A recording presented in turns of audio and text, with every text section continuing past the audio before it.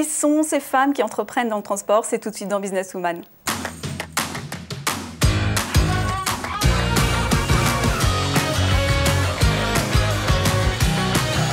Alors bonjour à toutes et à tous, merci de nous retrouver sur le plateau de Businesswoman. Qui sont finalement ces femmes qui entreprennent dans ce secteur réputé majoritairement masculin? Pour nous accompagner, deux d'entre elles, avec pour commencer Valérie Furcage, fondatrice de Colette VTC pour femmes, bonjour. Bonjour. Près de vous, Manon Lavergne, cofondatrice de Viluso, marque de scooter électrique, bonjour. Bonjour. Alors, vous connaissez un petit peu le programme, le déroulé de l'émission. Les téléspectateurs ne vous connaissent pas. Et à ce titre, on a essayé de vous présenter en allant scrollant votre Instagram. Après 10 ans d'expérience en audit et contrôle interne, Valérie décide d'investir le domaine des VTC pour répondre à ses aspirations entrepreneuriales. Très vite, en tant que cliente, puis en tant que conductrice, elle détecte une faille du marché concernant la sécurité des chauffeurs, notamment sur les créneaux de nuit. Lorsque la grande majorité des clientes lui révèlent ne pas toujours se sentir en sécurité dans un Uber, la décision est prise de créer Colette. L'application Colette sera lancée le 12 septembre 2018. Dès lors, la volonté de ce service est d'offrir une alternative aux clientes et de favoriser l'accès aux créneaux conductrices. Aujourd'hui, l'application compte 200 chauffeurs partenaires. Colette leur donne aussi l'opportunité de travailler sur divers événements, LVMH, Fashion Week, divers salons. Depuis sa création, le service Colette a fait couler beaucoup d'encre concernant la place de la mixité dans l'espace public et notamment dans les transports, où de nombreuses initiatives ont vu le jour pour permettre aux femmes de voyager en toute sécurité. Est-ce qu'il y a une news ou une photo que j'ai oubliée? Non, c'est parfait. Forte de ses convictions et de ses valeurs, Manon Lavergne a réalisé deux projets très différents. Tout d'abord en créant Viluso, une marque de scooters électriques connectés, afin de proposer une alternative face aux problèmes de mobilité dans les villes.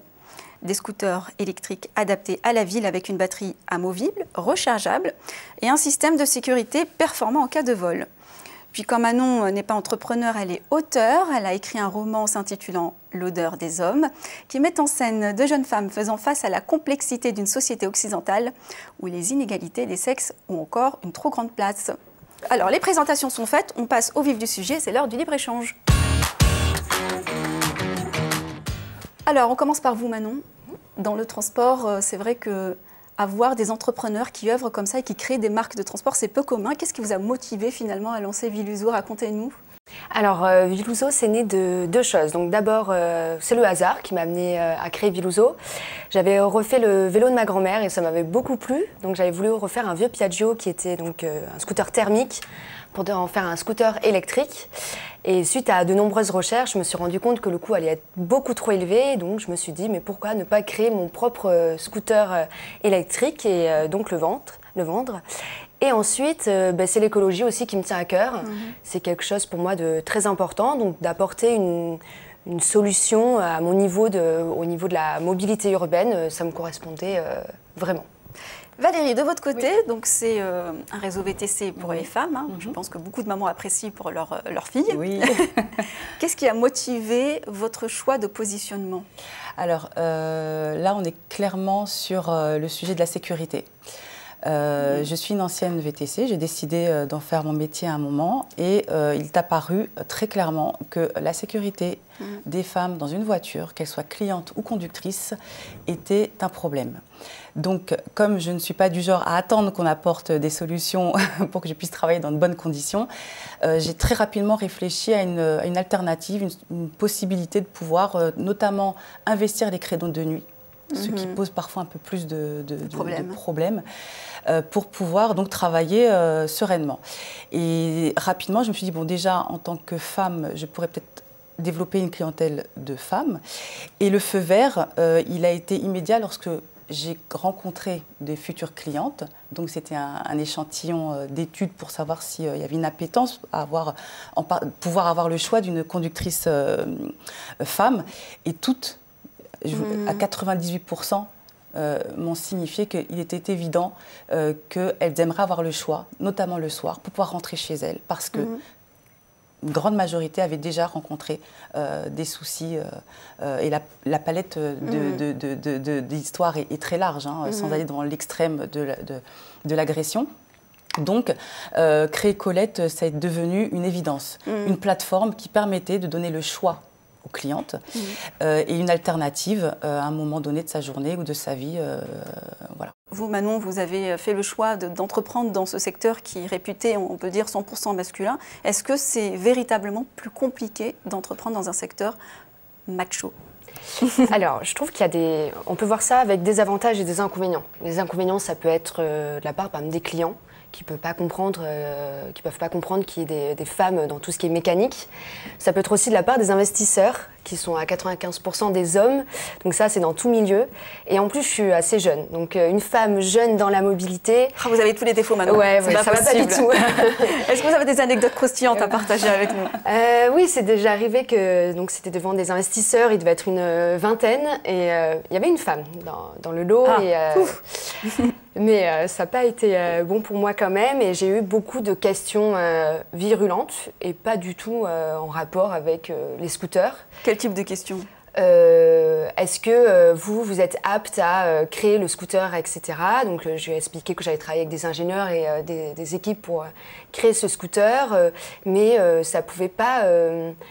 j'avais l'impression que ça ne pouvait pas correspondre, une femme et un scooter électrique dans la... Il y avait un conflit. C'est ça, dans le même projet, avec ma cofondatrice qui est également une femme. Ah bah mince alors, vous aussi vous cumulez aussi... Voilà, ça n'allait pas pour eux apparemment. Et la première question que je me suis dit, c'était est-ce que si j'avais été un homme, ça aurait été différent? Mais après, je me suis dit aussi qu'on pouvait voir ça d'un côté plutôt positif. Challengeant. Voilà. Et que c'était aussi le fait qu'il n'y a pas beaucoup de femmes dans la mobilité, donc c'est plutôt rare. Donc ça va plus marquer les esprits. Donc peut-être que ça peut être bon aussi pour Viluso, qui est une jeune marque et qui a besoin d'être connue.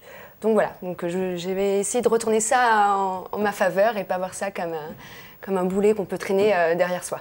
Voilà. Est-ce que vous avez rencontré des difficultés particulières au moment du développement, du déploiement? Là, c'est vraiment à l'entrepreneur que je pose la question plutôt qu'à la femme. Alors, il y a plusieurs facteurs. Il y a effectivement trouver la bonne équipe. On est une équipe mixte. J'ai été soutenue par des hommes et des femmes. Donc, le fait d'être bien entouré, c'est très important parce que des difficultés, on en a à tous les stades. J'en rencontre encore aujourd'hui, je crois que je dors beaucoup moins qu'avant. Non, vraiment, je ne saurais pas par où commencer. Mais par contre, l'entourage fait beaucoup pour avancer.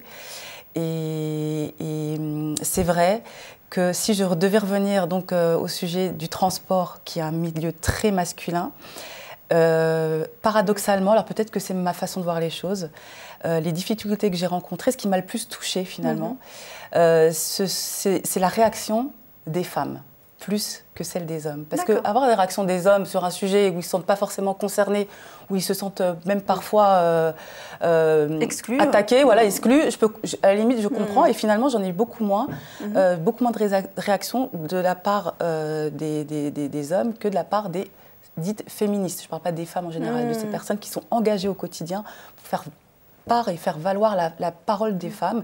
Et ça, c'est important parce que finalement, c'est un effet miroir qui est important quand on crée, quand on a un projet entrepreneurial, il est important ce miroir-là. Et c'est vrai que ça a été mon premier étonnement et c'était la première difficulté à affronter, c'est se dire, waouh, là, il y a une appétence dans les chiffres, il y a une attente, mais au niveau de la mentalité, on sent que ça peut créer, il y a des freins quand même.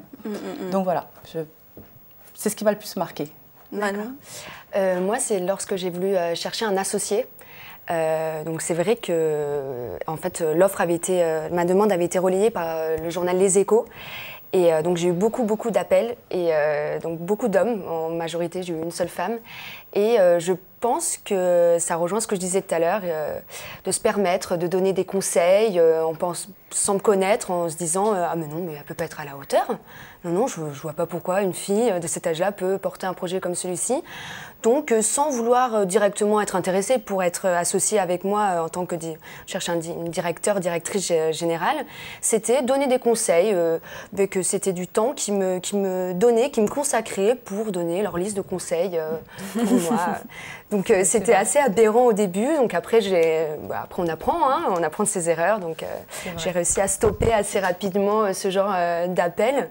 Et donc j'ai rencontré un garçon très bien qui s'appelle Antoine et qui est devenu directeur général et dont je suis très contente et qui ne se permet pas du tout ce genre de comportement et on est plutôt complémentaires. On le salue Antoine, s'il nous regarde. Allez, le mot de la fin, le petit conseil que vous donneriez finalement aux femmes qui nous écoutent et qui rêvent un petit peu de suivre vos pas et en 2 mots aussi vos projets d'avenir à court terme. Pour Viluso, ça serait donc développer les scooters au niveau de l'Europe, étant donné que c'est des scooters qui sont homologués pour rouler dans toute l'Europe. D'accord. Développer également des scooters plus puissants, jusqu'aux des scooters 125. Là, ce sont des scooters 50 cm3, avec des accessoires également qui sont connectés. Après, sur le côté personnel, donc j'ai déjà écrit, comme vous l'avez présenté au début, un premier livre qui est un roman. Et donc là, je suis en train d'en écrire un deuxième et donc terminer ce deuxième roman. Donc c'est une balance, c'est une sorte d'équilibre dont j'ai besoin, c'est très différent, les scooters électriques et un livre, oui. Mais j'ai besoin de ça dans mon quotidien pour m'enrichir. J'ai commencé à le lire, il est vraiment très sympa, je vous le recommande vraiment, il est vraiment top. J'en suis à la page 43, j'ai hâte de terminer, donc je ne peux pas vous donner la fin, hein, tant mieux. Voilà, donc le livre « L'odeur des hommes » aux éditions Sidney Laurent. Oui, c'est ça. Exactement. Valérie, le conseil et vos projets? Oui, alors je vais commencer par Colette. Colette a besoin de fonds pour pouvoir se développer, pour pouvoir aller à l'international aussi, parce qu'il y a une réelle attente, il y a un besoin. Il y a une réalité aussi qu'il faut pouvoir couvrir. Et donc, ça reste un projet 100% Colette pour moi, un investissement complet et entier. Maintenant, le conseil que je donne aux femmes en général, c'est déjà, le soutien entre femmes, il est important. Et il va falloir qu'on soit un petit peu plus solidaire, je pense, même si on l'est déjà, c'est un peu notre nature. Mais parfois, la critique aussi fait partie de notre nature, donc il faudrait peut-être qu'on soit un peu plus solidaire. Et surtout, faire preuve d'audace. On a toujours des difficultés, il y a toujours des moments de haut et de bas, et ça ne concerne pas que les femmes d'ailleurs. Mais l'aventure entrepreneuriale est passionnante, et les difficultés, quand la passion est là et qu'on est investi dans notre projet, des difficultés qu'on pensait ne pas pouvoir vivre en entreprise, on le vit largement au quotidien et c'est ce qui est super. Donc il faut se lancer, il ne faut pas avoir peur, il faut prendre confiance, il faut prendre des conseils, bien s'entourer. Et il y a les toilettes pour aller pleurer si ça ne va pas. Et il faut repartir on sent le vécu. Allez, on y va. Bon, merci mesdames d'avoir été avec nous pour partager un petit peu votre force et votre enthousiasme. Merci. C'est l'heure de la Minute Réseau. Ce mois-ci, le MoveJ nous propose un coup de projecteur sur Agathe Gobel, cofondatrice de Gudule, prix spécial du jury au prix MoveJ 2019. Kinésithérapeute de formation, Agathe Gobel remarque au cours de son cursus que la recherche de kiné à domicile était très complexe pour les patients, par manque d'outils, entre autres, à leur disposition pour faciliter leur parcours. Elle a donc créé avec ses associés, Thibaut Guéroux et Vincent Thébault, un agenda intelligent pour améliorer l'accès aux soins à domicile du patient, tout en déchargeant le kiné à domicile de toute organisation. Autrement dit, un agenda qui se remplit seul, de consultations avec des patients à moins de 5 minutes les uns des autres. En seulement 5 mois, Gudule a permis de réaliser plus de 10 000 consultations à domicile. Le MoveJ met en avant Agathe parce qu'il est rare de voir des professionnels de santé se lancer dans l'entrepreneuriat pour concevoir une offre qui répond aux problématiques de leur secteur. Voilà, c'était la Minute Réseau. Merci d'avoir été avec nous. Merci également, mesdames, à nouveau. Merci de nous avoir suivis sur WeDoBiz et Demain TV. N'oubliez pas de nous liker sur les réseaux Facebook et YouTube. À bientôt.